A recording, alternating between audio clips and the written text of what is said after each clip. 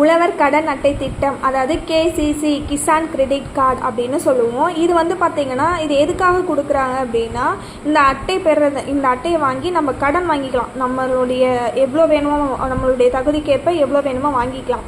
இது 1998ஆம் ஆண்டில் இந்திய மைய வங்கி மற்றும் விவசாய மற்றும் கிராமப்புற மேம்பாட்டுகளுக்கான தேசிய வங்கி, அதாவது national bank of agriculture and rural development, அதாவது சென்ட்ரலும் நபார்டும் சேர்ந்து இது கொடுக்குறாங்க அப்படின்னு சொல்லிட்டு கேட்டிருப்பாங்க. இது வந்து 2024 நடந்த குரூப் 4 கொஷினில் கேட்ட ஒரு கொஷின் தான். ஓகேவா?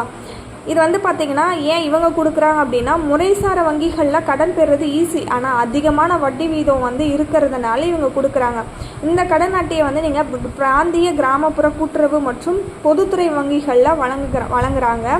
மேலும் அரசு இந்த கேசிசி, அதாவது கிசான் கிரெடிட் கார்டு அட்டை, கடன் அட்டையை மின் தகவல் கடன் அட்டையாகவும், அதாவது smart card come debit card அப்படின்னு மாற்றி கொடுக்குறாங்க அப்படின்னு சொல்லுவாங்க. அதாவது கிசான் கிரெடிட் கார்டை ஸ்மார்ட் கார்டு கம் டெபிட் கார்டாகவும் மாற்றி கொடுக்குறாங்க. 1998 மைய வங்கி மற்றும் நபார்ட் வங்கி ரெண்டும் சேர்ந்து கொடுக்குறாங்க. ஓகேவா?